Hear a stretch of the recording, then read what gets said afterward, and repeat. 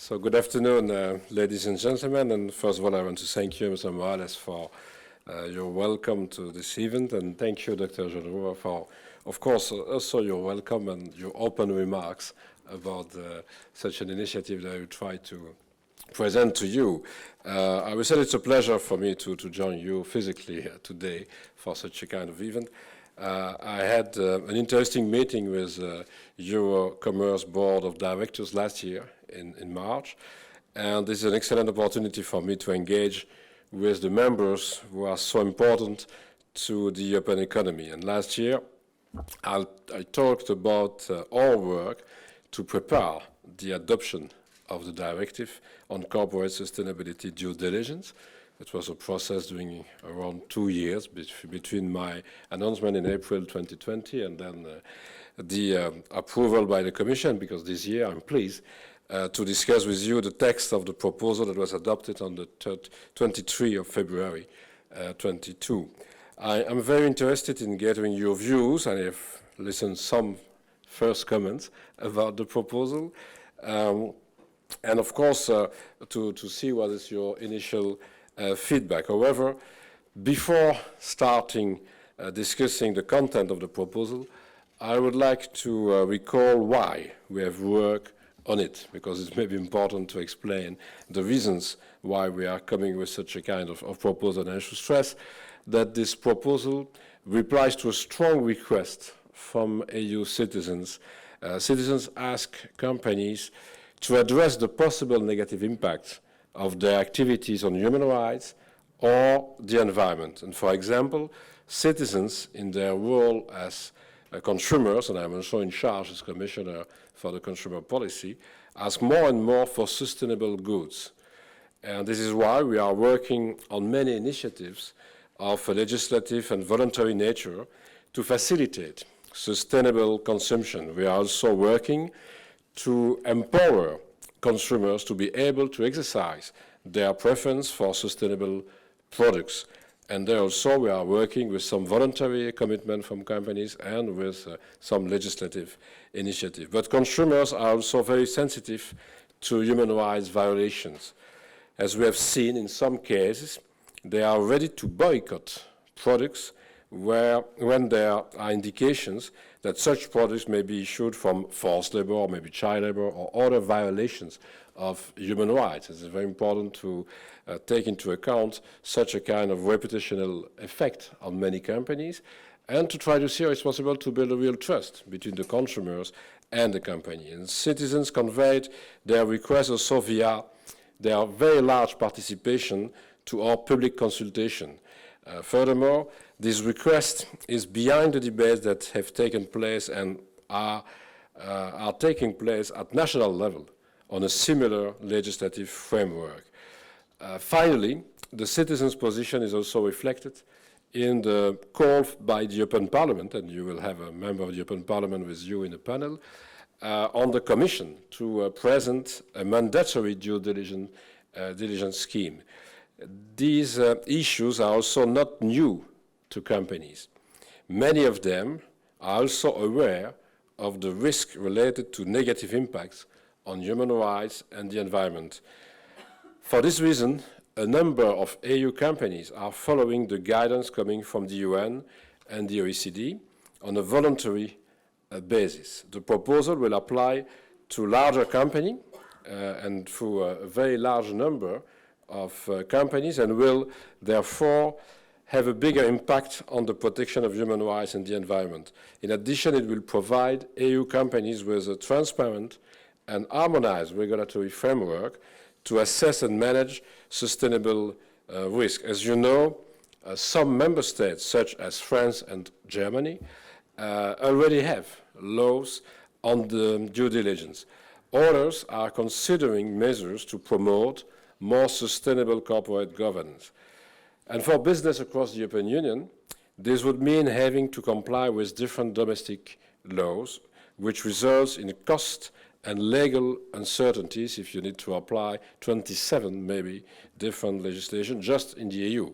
I'm not speaking about specific laws outside the EU. And this would fragment the internal market.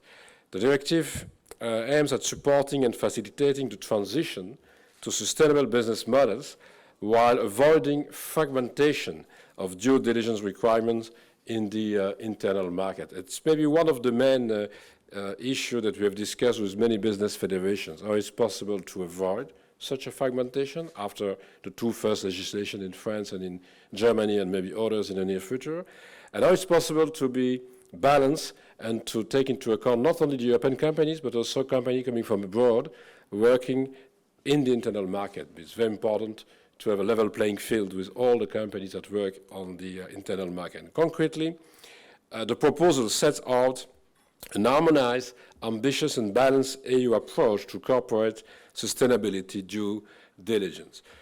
First, it imposes obligations on companies to take appropriate measures to address current and potential adverse impacts on human rights and the environment.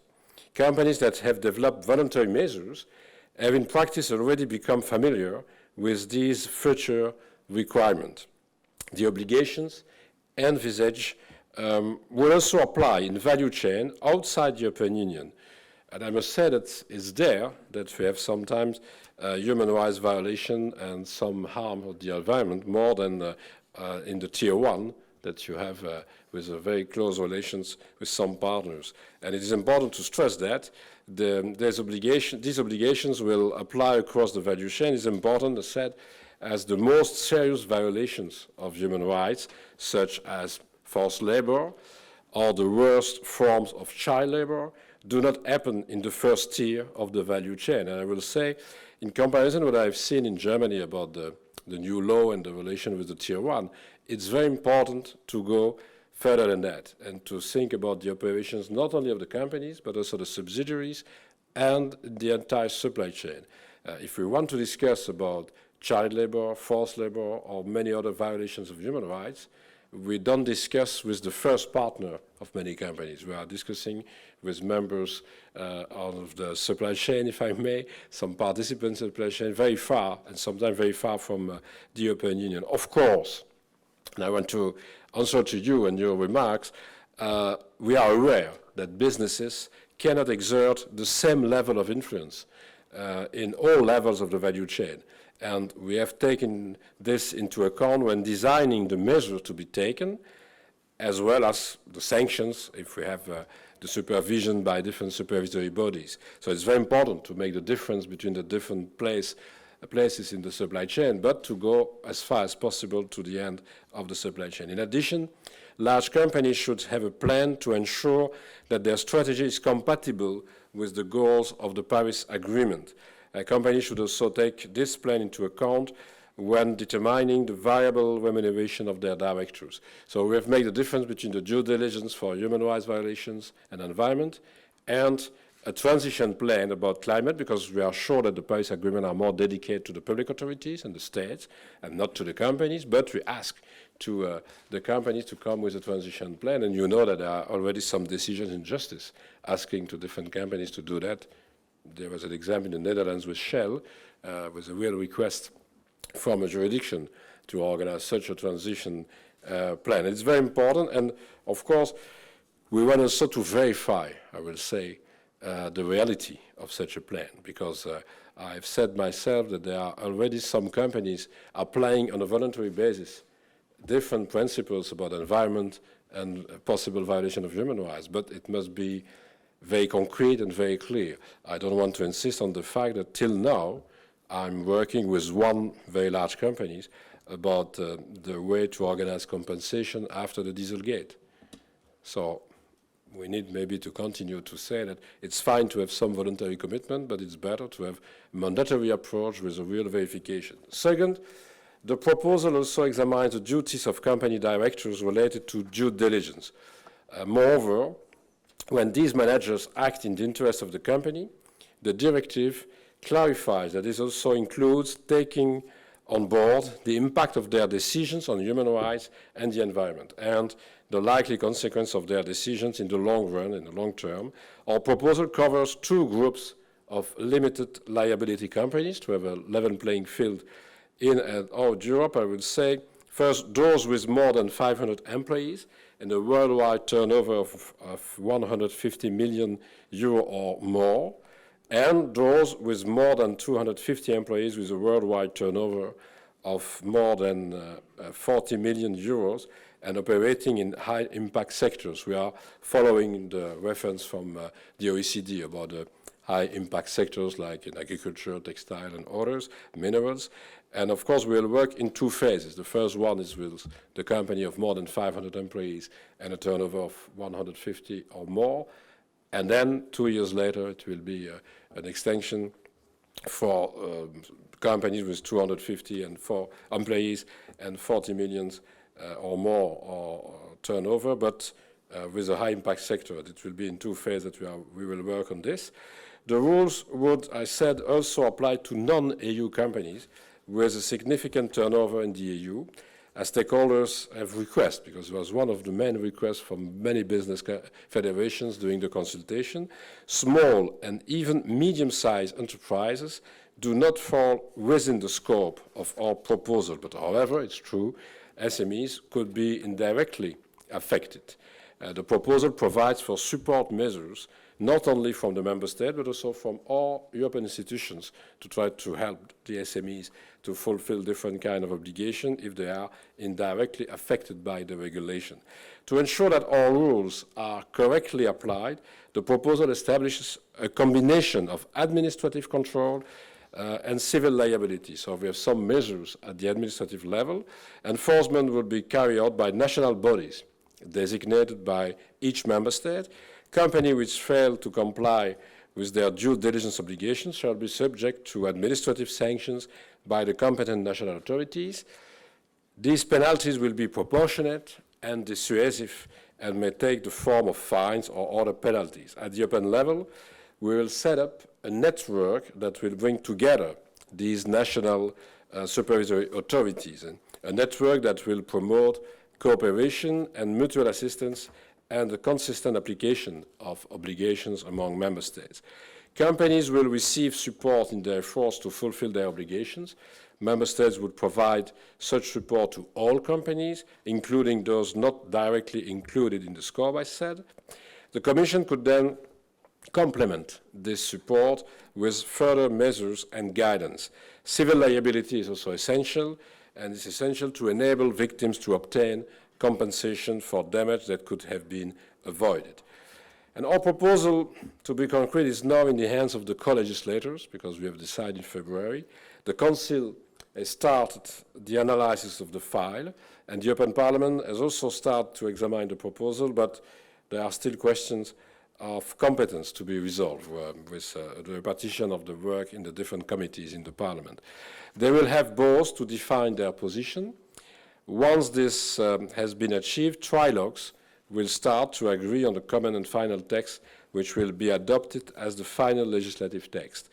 As a general rule, the whole procedure can take about 1.5 years, but this will always depend on the evolution of the negotiations and political dynamics. Once adopted, the text will have to be transposed by the member states, 2 years from the entry into force for the biggest companies under the scope, and I said 2 years later for those big companies belonging to high-impact sectors. So let me finish by stressing once again how crucial this proposal is. It will be a key pillar to achieve a resilient and sustainable economy, and will bring multiple benefits to EU companies. These would include, I said, an harmonized EU legal framework. So we try to avoid such a process with more and more national laws, one after the other, and maybe at the end 27. Increase customer trust, and you know, and maybe more and more in the young generation, there are many requests about environment, about climate, but also about human rights. And it's very important to try to increase the trust in the different products coming from many companies.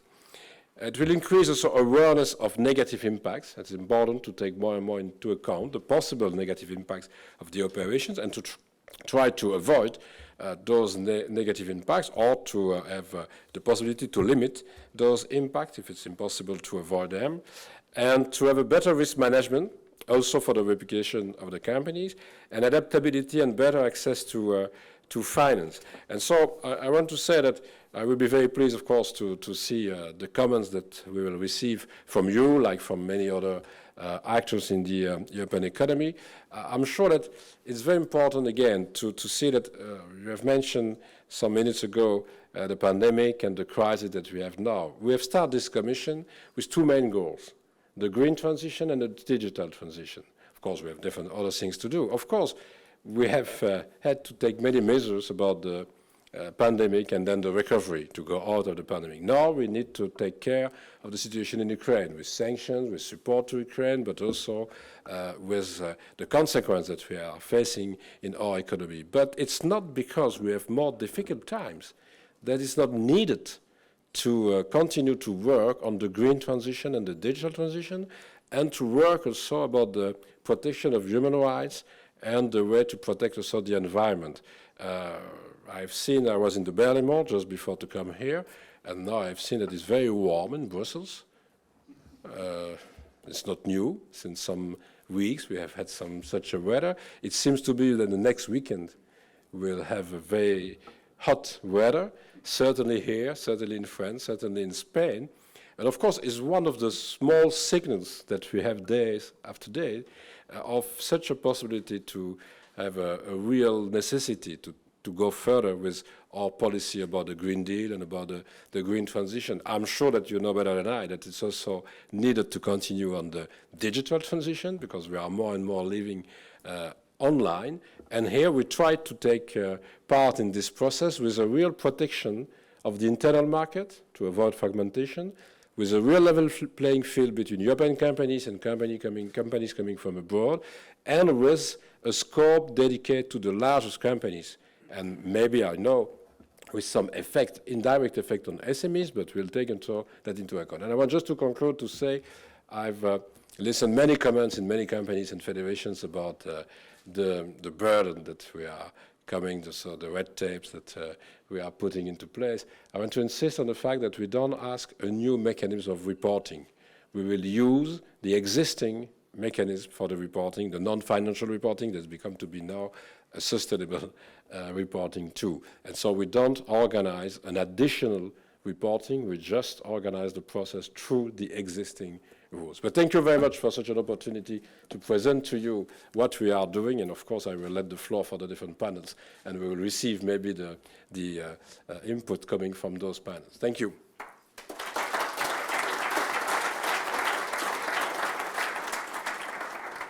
Thank you, Commissioner.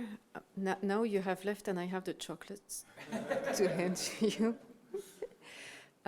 This is very important for us as we are now preparing our contribution to the discussion and to help shaping a regulation, legislation that will be workable and will work for everyone in the supply chain.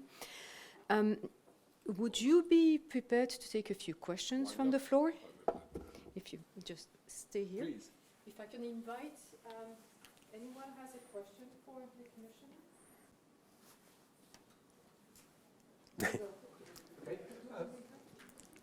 This, yes, for the audience. I will hear you, but for the audience, it's maybe better.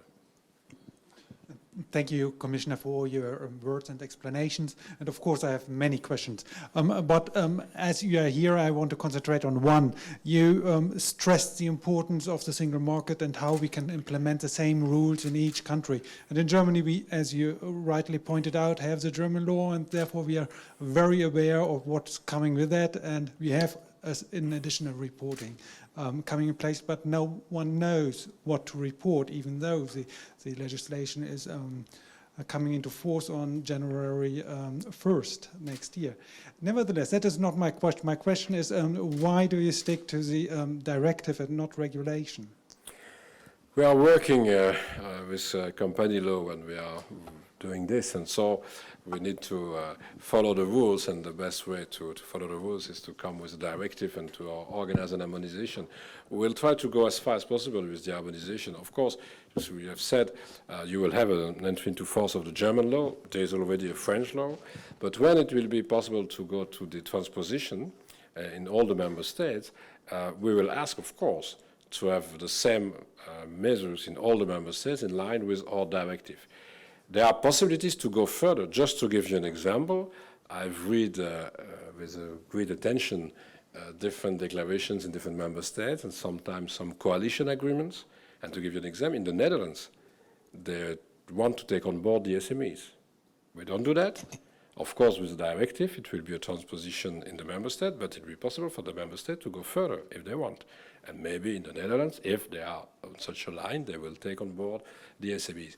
But I want also to insist on the fact, due to your remark about the transposition, we have time to discuss with many federations of companies and to prepare many companies to such a new kind of regulation for two reasons. First, I've said there are many companies explaining that they are doing that. It's one of the reasons why I don't understand so much the criticism against the proposal, because it is true that there are so many large companies doing the job. We ask just to explain. And we ask just to be sure that is the reality. It's not just the communication and the marketing to say that.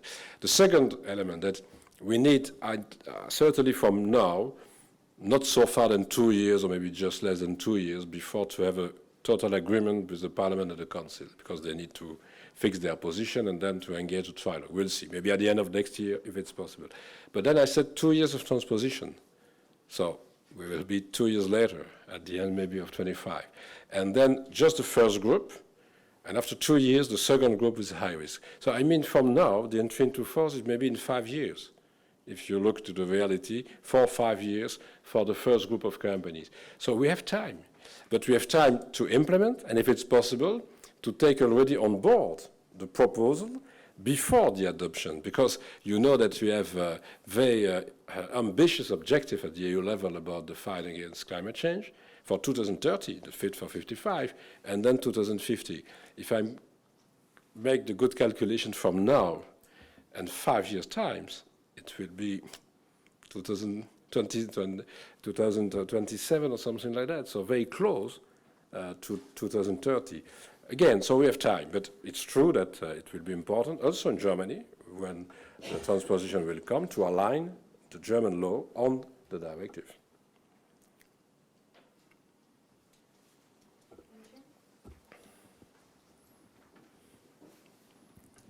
Thank you very much, and thank you, Commissioner, for the speech.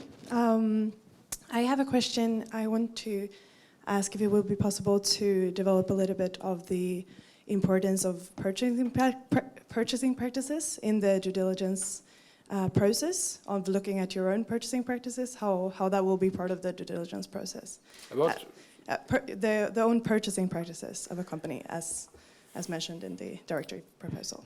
Thank you. No, but again, I said that we have seen many different kind of actions in the different companies till some years to show that it's possible to take into account the same goals that we have with such a directive. So we'll continue to work with that. But what we try is to ask to put into place some mandatory element. I mean, the due diligence process is the first reason to have a civil liability. If you don't put into place a due diligence process in a large company, of course we have such a problem. After that, what kind of processes inside a company?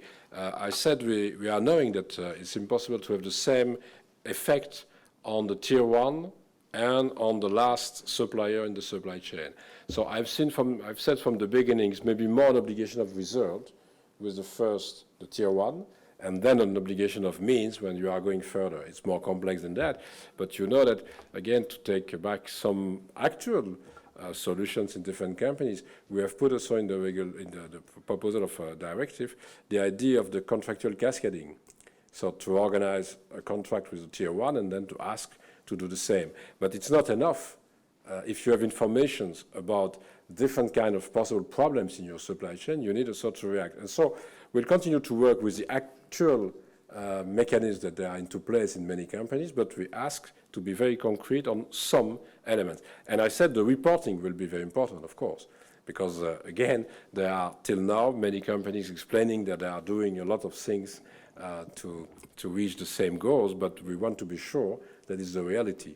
And that's the reason why we ask a reporting and we organize a system of external control. You spoke about more internal solutions, but we are speaking also with an external control. I mean the administrative supervision and the possible access to the tribunals and the court for civil liability. Can I? Yeah. Antje Gerstein from the German Retail Federation. So you're getting a lot of questions from Germans today, because I guess we are in the middle of the process with our own national law. I'm also rapporteur on the file in the European Economic and Social Committee, and have read your proposal meanwhile several times, I think. And one thing we were missing is a risk-based approach.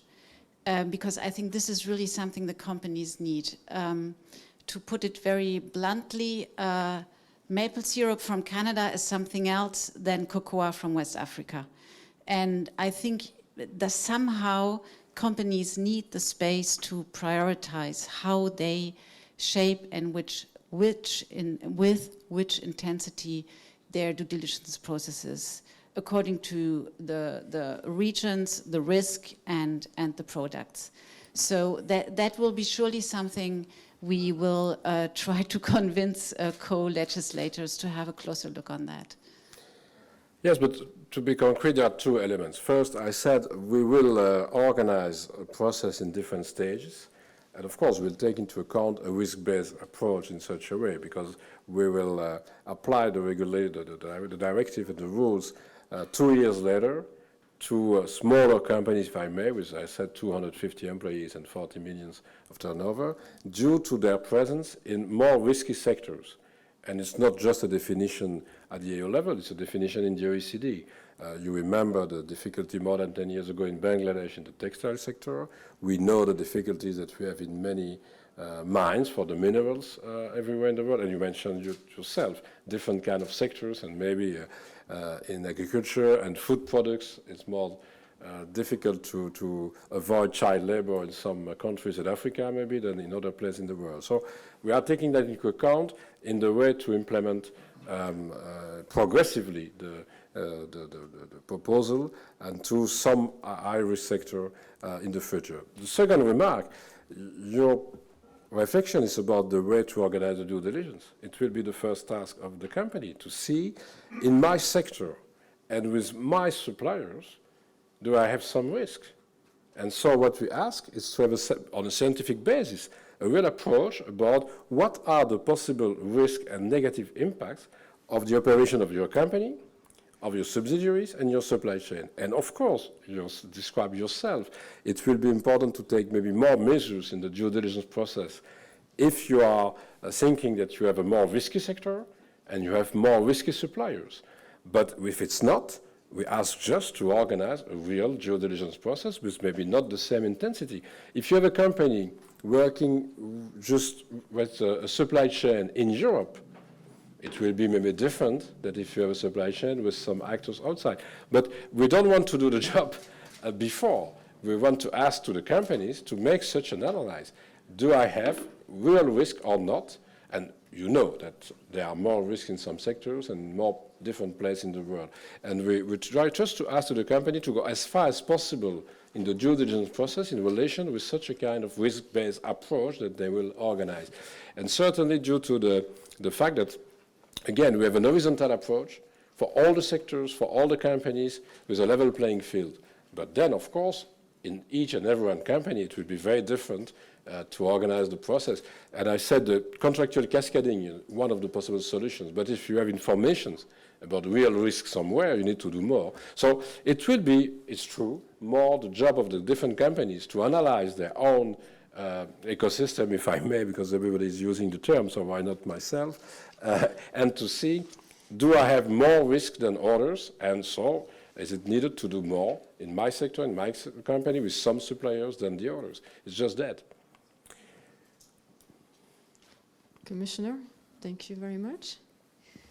Pleasure. And I will try to find a place to put that without too many hot weather, because I know the influence of the hot weather on the chocolates. Just eat them. Yes, maybe and share them. I I will find many people that do that. Thank you very much.